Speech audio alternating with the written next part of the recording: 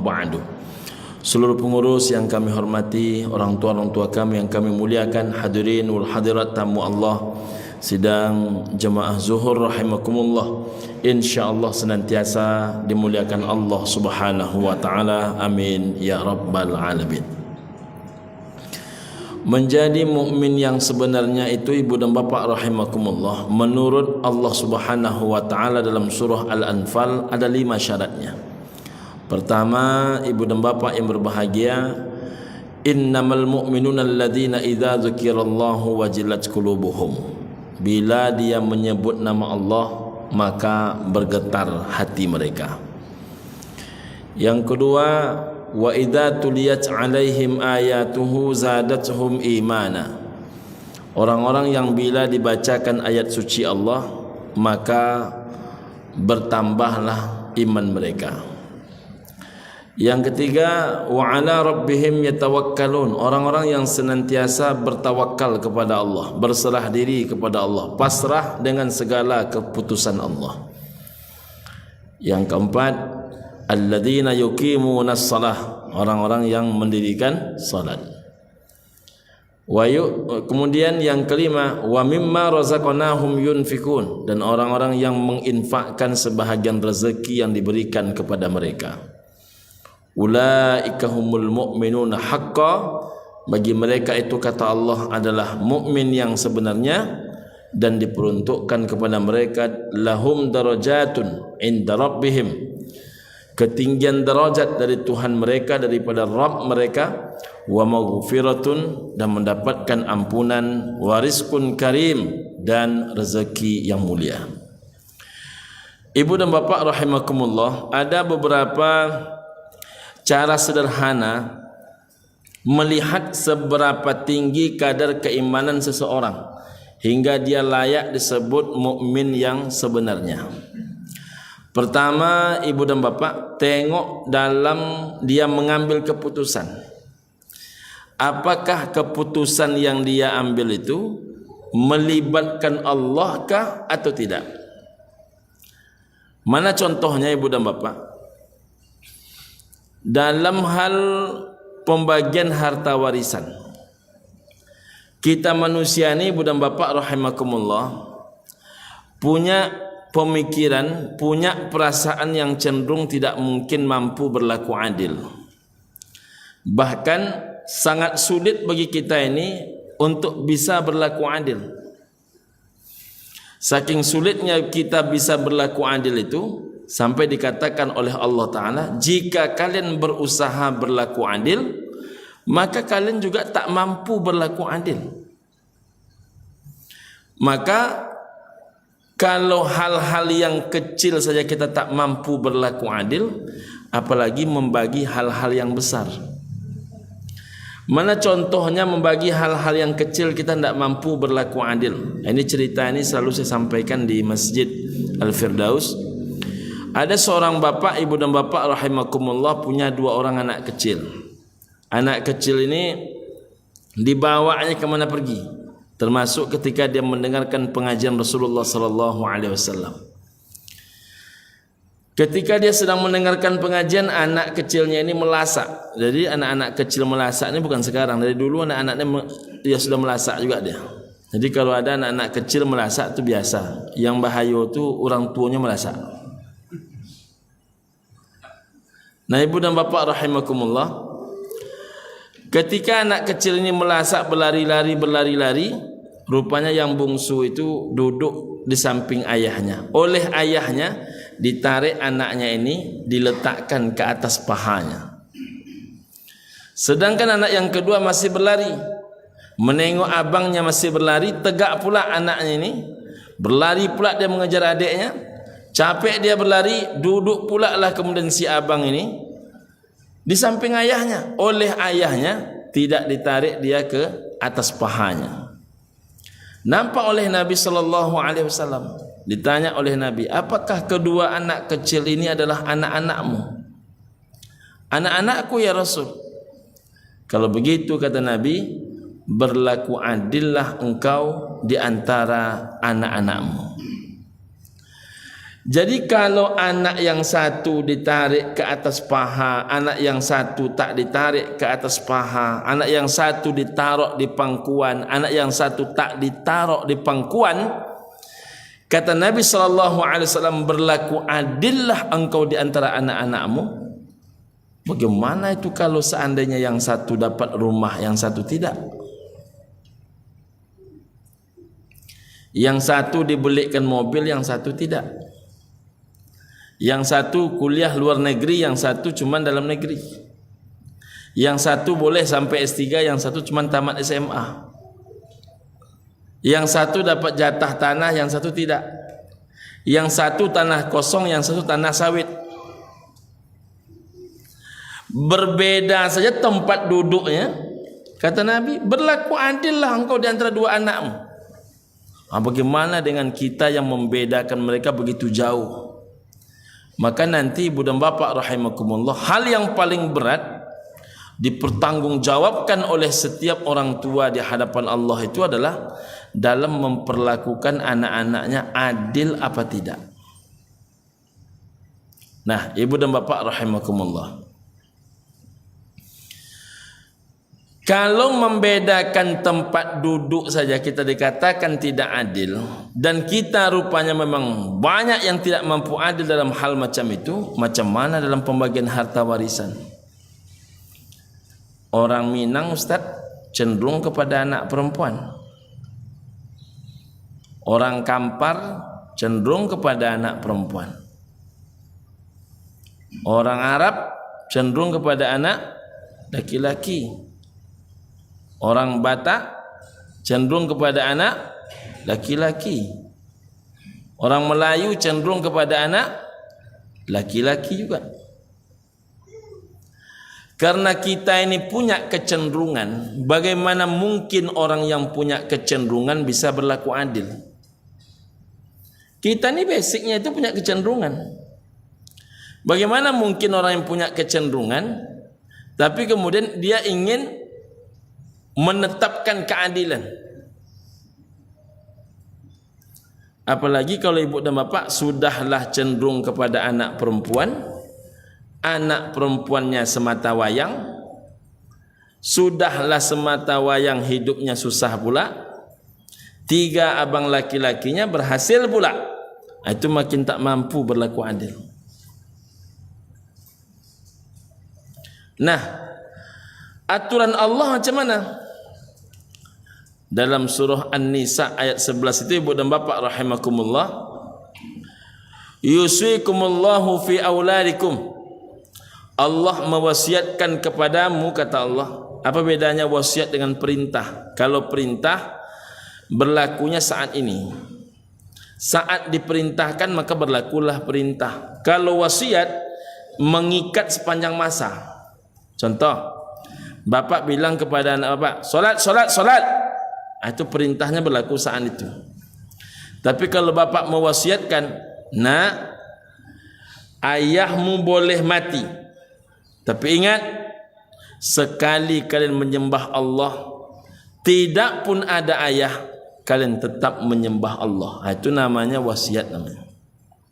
Ini wasiat, ini lebih tinggi kedudukannya dibandingkan perintah.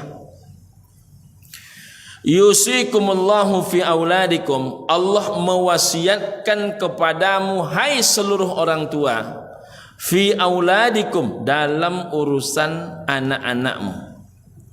Lidzakari, bahwa satu orang anak laki-laki, mislu, sama haknya, hazzil unsayain, dengan 2 orang anak perempuan.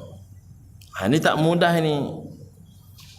2 orang anak perempuan sama jatahnya dengan 1 orang anak laki-laki. Ini tak mudah ini.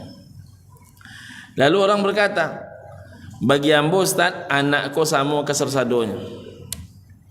Laki-lakinya anak awak, padusinya anak awak.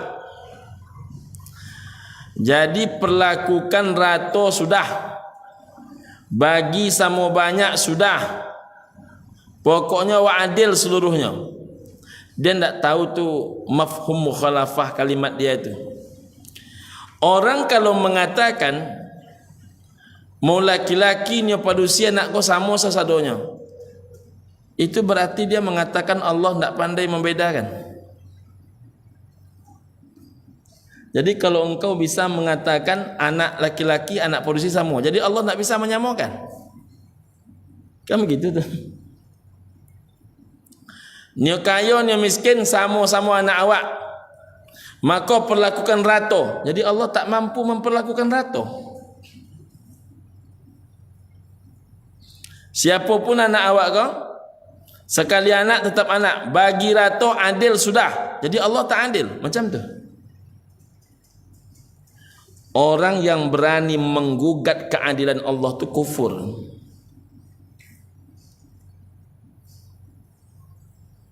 Tak ada hak kita menggugat keadilan Allah. Minta harta ke Allah, menerima dari Allah setelah dapat meninggalkan Allah. Minta ke Allah, mencari di bumi Allah, mengumpulkan di tanahnya Allah, di bawah kolong langit Allah. Setelah diterima harta itu dari Allah, tak mau memperlakukan hukum Allah. Macam mana tu? Maka muncullah fatwa-fatwa orang tua ini dalam membagi harta warisan terhadap anak-anak mereka. Contoh kasus, pokoknya siapa nan tinggal di siku, siapa nan susah tinggal di siku. Menurut dia itu menyederhanakan masalah, itu menimbulkan masalah. Masalah yang pertama yang timbul, siapa nan susah tinggal di siku, anggap di anaknya aman, di cucunya. Dulu siapa yang menyangka jalan Firdaus ini semaju ini? Saya masuk mulai tahun-tahun 99 dah mulai ceramah saya arah sini, ibu dan bapak rahimakumullah. Tak semaju ini kan. Apalagi kalau Panam. Putri 7 tu dulu tak mau orang tinggal situ. Sekarang jangan disebut lagi. Kalau tidak ada orang tinggal di situ, rumah tu tak jadi masalah. Kalau dah bersemen semua, dah beraspal semuanya, dah masuk listrik semua, apa yang tidak? Jadi ibu dan bapak rahimakumullah, tapi tidak mungkin anak-anak kau bacokak ada ustaz. Anak-anak kau orang pengajian seluruhnya. Anak ibu orang pengajian, menantu ibu. Anggaplah anak bapak orang pengajian, menantu bapak anak orang pengajian juga. Cucu akan aman rumahku selama-lamanya di tangan anak. Aman di tangan ring satu anak, jom menantu. Ditiba oleh cucu. Kata cucu dan cik kau, itu tanah di rumah nenek kami. Kata nan cik kau, cucu nan cik kau, itu juga datuk jo niniok kami. Muncul masalah. Karena pembagian harta warisan tak merujuk hukum Allah. Belum seperti kasus seperti ini. Kata ayahnya, kata emaknya, pokoknya siapa nan susah tinggal di situ. Saat itu yang susah yang perempuan, yang bungsu. Anaknya banyak, kehidupannya tak jelas. Abang-abangnya kaya semua. Tapi 20 tahun kemudian, anak-anak yang banyak itu 2 orang dokter, 1 pengusaha, 1 PNS, ya kan? 1 polisi. Dalam waktu sekejap dirombak habisnya rumah neneknya tuh. Rumah yang semi permanen dirombak habis. Dibuat rumah permanen 2 lantai. 1 lantai lantai 1 tempat tinggal, lantai 2 rumah kos. Ada 8 hingga 10 kamar. Nah, saat bersamaan mamak-mamaknya yang 3 orang tuh, yang 1 stroke dicampakkan oleh bininya. Balik dia ke rumah mak dia. Rumah mak sudah menjadi 2 lantai. Oleh adiknya ini tak ada masalah, dikasih kunci 1 kamar. Datang pula yang kedua bangkrut, menyewa rumah pun tak mampu. Balik dia ke rumah emaknya. Oleh adik bungsunya ni dikasih kunci satu. Rupa yang ketiga ni menyusul juga. Dipecat dari tempat bekerjanya. Tak sanggup menyewa rumah. Balik ke rumah emak. Apakah masalah besar itu? Masalah besar, Pak. Sebulan Ustaz, kata beliau, saya tanggung makan abang-abang saya ni. Masuk bulan kedua, saya mulai kelahi dengan anak-anak saya. Kata anak yang satu, mak, rumahku kami bangun untuk amak, untuk ayah, bukan untuk mamak-mamak kau. Secara manusiawi pun tak ada yang salah itu. Anak-anak kita tu kan pontang-panting juga mencari kan. Dapat sikit-sikit dikasih juga kepada emaknya. Emaknya bukan untuk pula untuk amaknya dah, untuk abangnya pula. Bagaimanapun anak kita ni kan tidak semuanya juga bisa memahami hal-hal macam itu kan. Nama anak-anak kan 20-an tahun, 25, 26, 27 itu kan. Tak semuanya bisa menerima mamak-mamak ini. Apalagi mamak kau tiba lengkap jo bini, lengkap jo anak-anaknya. Panjang dunia persilatan itu. Nah, puncaknya masuk bulan kedua oleh anak-anaknya, kami mak mau menghidupi amak tapi bukan untuk mamak, bukan untuk amai, bukan untuk sepupu-sepupu tu. Daripada bercokak jo anak, kira-kira lah orang tua kau lebih siap terpaksa menyampaikan ke abang atau bercokak jo anak? Tentu sampaikan sama abang. Disampaikan, ketika disampaikan perkelahian. Apa kata laki-laki yang bertiga ni? Rumah ni rumah mak kami. Emak kami menyampaikan, siapapun yang susah, tinggal di rumah kau. Kini yang susah kau kami, bukan kau, kata dia. Terjadi perkelahian. Singkat ceritanya, puncaknya kena waktu. Apa kata adiknya? Memang kau dulu rumah amak kita bang, tapi tanah cuman yang tanah amak awak. Yang rumahku rumah ambo, anak-anak ambo yang membangun. Iko bukan rehab, tapi pugar habis. Kata abangnya, yang menyuruh kau memugah siapa?